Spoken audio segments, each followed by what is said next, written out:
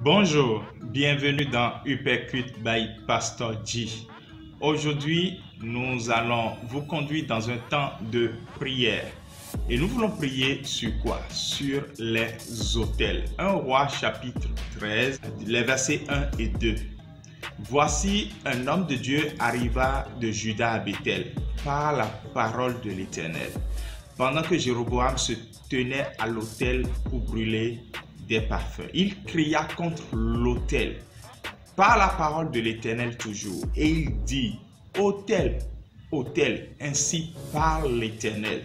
Voici naîtra un fils à la maison de David. Son nom sera Josias. Il immolera sur toi les prêtres des hauts lieux qui brûlent sur toi des parfums, et l'on brûlera sur toi des ossements d'hommes. Voilà le test un peu étrange vers lequel le Seigneur nous conduit ce jour. Ici, il s'agit de l'autel de parfum. Il s'agit normalement d'un autel consacré à l'Éternel dans l'Ancien Testament. Mais ce dont nous parlons aujourd'hui essentiellement, ce sont ces autels négatifs qui parlent contre nous et contre lesquels nous devons aussi parler sur la parole de l'Éternel et selon la parole de l'Éternel. Il y a aussi des autels positifs que nous devons activer pour que notre vie puisse recevoir les bénédictions qui découlent de ces autels. Voilà pourquoi je prie maintenant et je déclare que tout autel négatif qui parle encore contre ta vie soit brisé au nom de Jésus.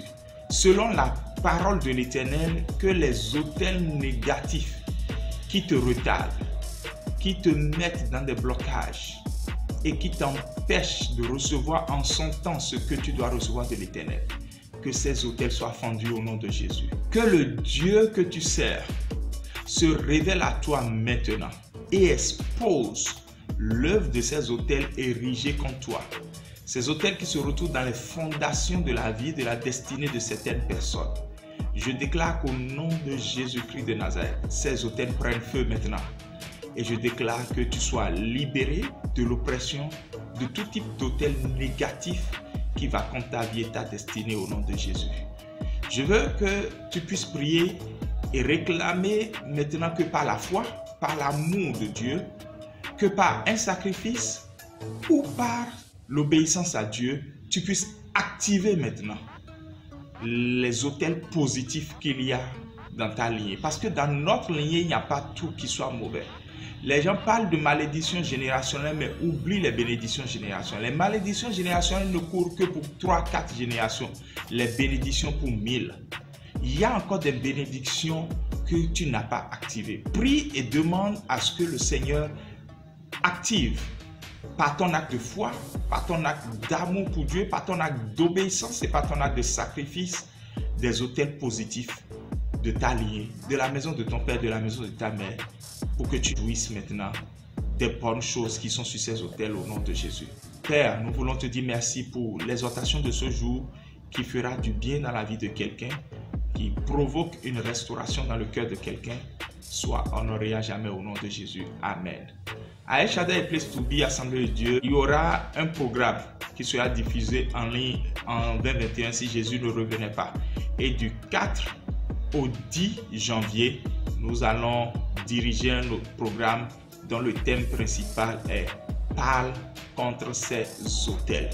Donc, ne manquez pas cela, prenez le rendez-vous. Mais n'oubliez pas ce qui sera le plus important pour nous dans le mois de janvier, c'est d'avoir 2021 Uppercut, commencer très fort, terminer avec excellence. C'est un recueil de méditation, de points de prière, plus d'une quinzaine par jour, de ressources vers lesquelles vous serez dirigés pour faire beaucoup de choses. Il y a même des surprises à l'intérieur.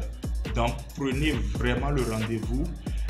Dès le dimanche prochain, le livre sera présenté et lancé. Je tiens à remercier pour le lancement effectif de ce livre, le frère Giscard Appi, un partenaire de prière pour moi, un partenaire dans l'œuvre et un partenaire de combat, et tout le groupe de renforcement spirituel, parce qu'il y a des ressources que j'ai mis dans cet ouvrage et qui viennent d'eux.